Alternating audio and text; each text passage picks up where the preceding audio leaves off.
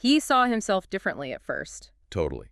He initially thought of himself as more of a humanities person. Hmm. That led him down this whole spiritual path, exploring Zen Buddhism really deeply, reading stuff like Zen Mind, Beginner's Mind. An autobiography of the yogi, right? He Mm. traveled to India, too. He did. He was searching, looking for enlightenment, for, as you put it, another side to the coin. It was a serious quest for him. And this ties into, well, other explorations, too. Yeah, Isaacson covers his experiences with LSD. Jobs described it as profound, life-changing even. He felt it reinforced that idea of intuition, of seeing things differently beyond the, rational surface. Okay, this is fascinating. But how does Zen Buddhism and LSD translate into computers? Well, the most direct, almost unbelievable link is calligraphy. He drops out of Reed College, right? But he hangs around and audits classes, just sits in on them. And one of them was calligraphy. Exactly. A class on hand lettering, Yeah. essentially. And he said, years later, that that single course was the reason the Macintosh became the first computer with multiple typefaces and proportionally spaced fonts. Wait, seriously, the beautiful fonts on the Mac came from a calligraphy class he randomly audited. That's what he claimed. It's Huh. this perfect example of his humanities interest directly impacting the technology. The elegance of lettering applied to pixels. It's wild. It really is. That synthesis is key. Yeah. Okay, so he has this foundation. Then comes Apple and the partnership with Steve Wozniak, the two Steves. Yeah, and they were, well, an odd couple, weren't they? Wozniak was the engineer's engineer. His dad was a Caltech grad. Engineering was everything. And Jobs' dad, as we said, was a high school dropout, but skilled with his hands, good at haggling. Very different backgrounds. Mhm. And their dynamic was set early on. Wozniak had this amazing technical skill, this sort of free spirit. Think about the blue box. Ah, the thing for making free phone calls. Kinda illegal. Totally illegal. Hmm? Wozniak designed it for fun, basically. A technical challenge. Jobs immediately saw it differently. He saw a product. Exactly. How can we make these? How can we sell them? Wozniak himself said, every time I designed something great, Steve would find a way to make money for us. That was their symbiosis. Genius engineer meets, well, visionary marketer. Something like that. But that partnership, which was so crucial for Apple, it had its dark side early on. The breakout story is pretty rough. This was the Atari game. Right. Jobs got a contract from Atari to design the breakout arcade game. He ropes Wozniak in, tells him they have this super tight deadline, like 4 days. Okay. And he tells Woz there's a bonus if they can design the circuit board using fewer chips, make it really efficient. Wozniak, being Woz, pulls it off, does an amazing job, drastically cutting the chip count. So they got the bonus. Atari paid Jobs the base fee, plus a hefty bonus, something like $5,000, which was a lot then. Mm-hmm. But Jobs, he told Wozniak they only got the base fee. No. Yep. He gave Wozniak his share of the base fee, maybe half of it, around $350, and pocketed the entire bonus himself. Just light straight to his partner's face. Wow. That's pretty brutal, especially so early on. How did Wozniak find out? He didn't find out for 10 years. He read about it in a book about the history of Atari. Can you imagine? Oh my God, that must have hurt. Isaacson writes that even decades later, Wozniak still seemed genuinely pained talking about it. It really shows that ruthless streak in Jobs, even with his closest collaborator. Business was business, maybe even war. That ruthless drive, that ability to bend things to his will, it leads us right into this concept people always talk about with Jobs, their reality distortion field. The RDF, yeah. Coined by Bud Trebble, one of the early Mac software guys. He apparently got the name from a Star Trek episode. Star Trek, really? Yeah, where these aliens could create their own reality just by, thinking it. Sheer mental force. Mm.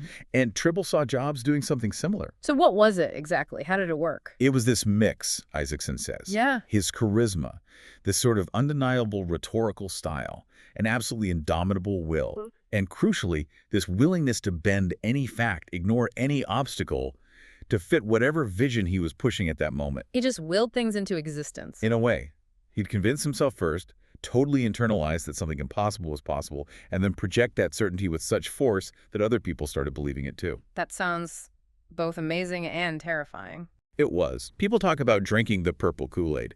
He could make you believe you could do the impossible. And sometimes they actually did. It pushed people beyond their limits. But it could be toxic too, presumably. Oh, definitely. It was based on bending truth, on manipulation, and it tied into his very binary view of the world. Binary, like black and white. Completely. For Jobs, people were either enlightened, geniuses, gods, or they were assholes. Products were either the best or they were totally shitty. There was rarely any in between. That must have been incredibly stressful to work under. One minute you're a god, the next. Exactly. You were always on edge, terrified of falling off that pedestal. Yeah. Because the fall was steep. And connected to this RDF, wasn't there that weird technique people mentioned? The pirouette? Ah, yeah, the pirouette. That's another classic RDF tactic. He'd hear an idea from someone, maybe in a meeting, Okay. and he'd immediately shoot it down, call it Aw. stupid, maybe even insult the person who suggested it, just total rejection. But then, maybe a week later, he'd come back into a meeting, all excited, and present that exact same idea as if it was his own brilliant insight. No way. Without crediting the original person. Never. Yeah. No acknowledgement whatsoever. It was now his idea. That's maddening. How did people deal with that? It drove people crazy, obviously. Yeah. But some people who knew him well suggested it wasn't always like purely malicious theft. It was almost like he had trouble processing new ideas in real time. What do you mean? Like he had to take the idea away, mull it over, internalize it, maybe wrestle with it. Yeah. And only then, once he'd sort of integrated it into his own thinking, could he accept it and champion it. Yeah. But by then, in his mind, it was his. Huh. A processing flaw disguised as arrogance.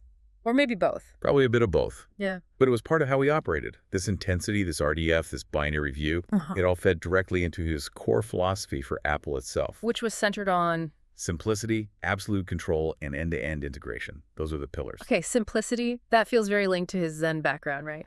Absolutely. It wasn't just about making things easy to use, though that was huge. It was almost religious for him. Simplicity is the ultimate sophistication. That was his mantra. He wanted things minimal, clean. But also warm, friendly, intuitive, not cold or stark, sleek, yes, but approachable. He obsessed over every detail to achieve that. And that obsession went beyond just what the user saw, didn't it? The circuit board story. Oh yeah, that's where his dad's influence comes back in, caring about the unseen parts. When they were designing the first Macintosh, Jobs rejected the initial layout of the main circuit board. Why? Did it not work? It worked fine, but Jobs thought it looked ugly. The lines, the traces on the board weren't straight enough. They looked messy to him. It's inside a sealed box. No customer would ever see the circuit board.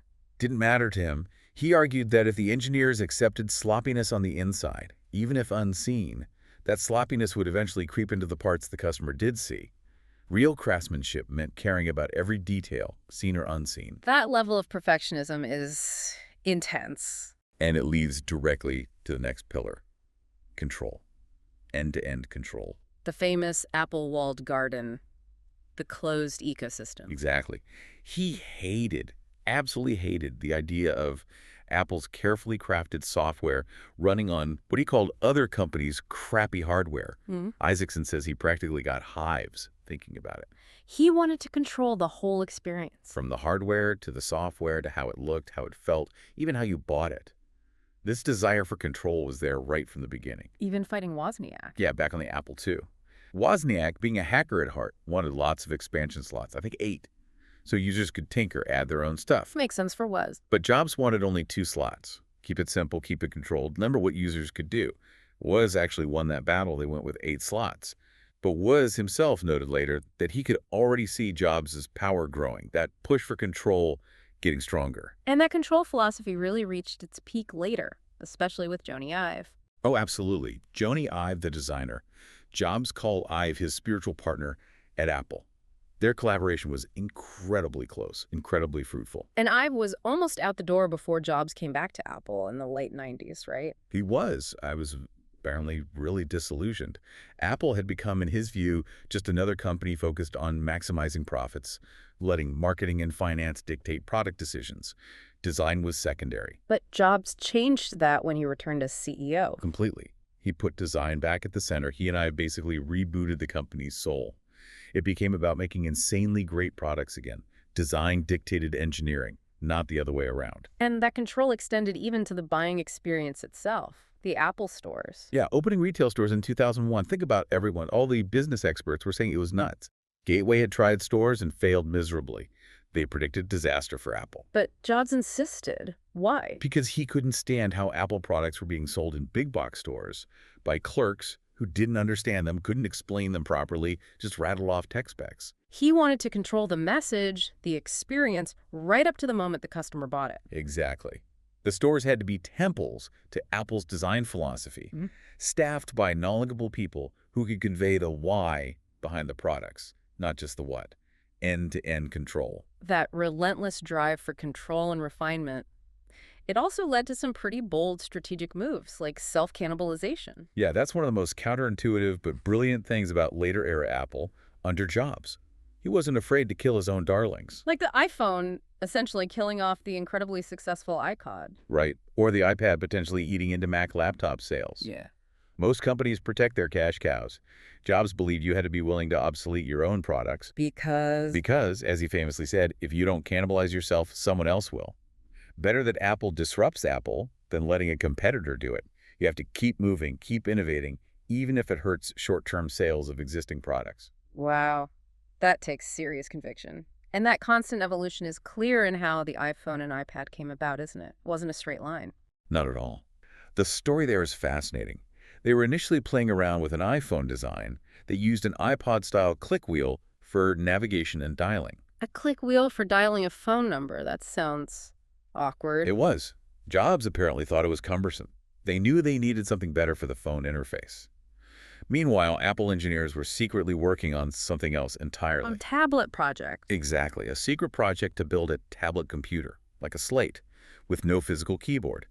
And for that, they were developing this revolutionary multi-touch screen technology. So the tech for the iPad screen came first. He did. They got multi-touch working for the tablet prototype. Yeah. And Jobs had this aha moment that was the solution for the phone interface. Ditch the click wheel, use this amazing touchscreen. So they pivoted the multi-touch tech from the secret tablet project to the iPhone project. Precisely.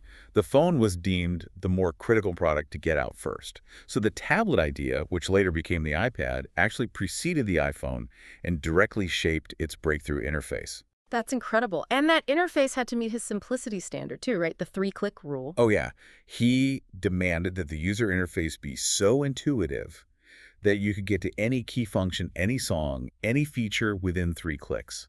Maximal. That forced incredible discipline on the design team. So looking back at this whole trajectory, the intensity, the design focus, the control, the innovation, what did Jobs see as his ultimate legacy? What was he trying to build? It's interesting. He talked about this towards the end. He said his real passion, the thing he cared about most, wasn't just making money or even just making cool gadgets. It was building an enduring company. An enduring company, meaning? A company where the culture itself, the DNA, was built around motivating people to make great products. He deeply believed that companies often started with great product people, but then got taken over by the sales guys or the finance people. The suits? Right. And he felt that's when companies lost their way, prioritizing profits and spreadsheets over innovation and product excellence. He cited IBM, maybe even Microsoft in some ways. He wanted Apple to be different, to last long after he was gone, by keeping that focus on product passion. So the ultimate product was Apple itself. In a way, yes. A company built to perpetually create great things. So wrapping this up, the picture of Jobs that emerges is, well, complex, genius, visionary, but also incredibly difficult, driven by that reality distortion field. Absolutely. It was this unique, maybe volatile mix, that appreciation for humanities and design fused with ruthless drive, an obsession with simplicity and control. And somehow that combination produced devices that fundamentally changed how we work, play, communicate. Yeah. How we live, really. And if there's one final takeaway, one lesson maybe from his whole approach, you mentioned his reflections on artists. Yeah, Isaacson includes this great bit where Jobs talks about artists he admired, like Bob Dylan or the Beatles. He pointed out how they were always evolving, always changing, pushing boundaries. Like Dylan going electric, which famously angered a lot of his folk fans. Exactly. But they had to keep moving, keep reinventing themselves. Jobs quoted Dylan, who said something like, "If you're not busy being born, you're busy dying." Wow. And Jobs really lived that, didn't he? Through every product iteration, every self-cannibalization, every pivot, that relentless need to innovate, to refine, to essentially be reborn over and over again. If you're not busy being born, you're busy dying. That's a pretty powerful challenge he left behind, not just for Apple, but maybe for all of us. Definitely something to think about. How do you stay relevant? How do you keep evolving? Yeah. It's the core question, isn't it?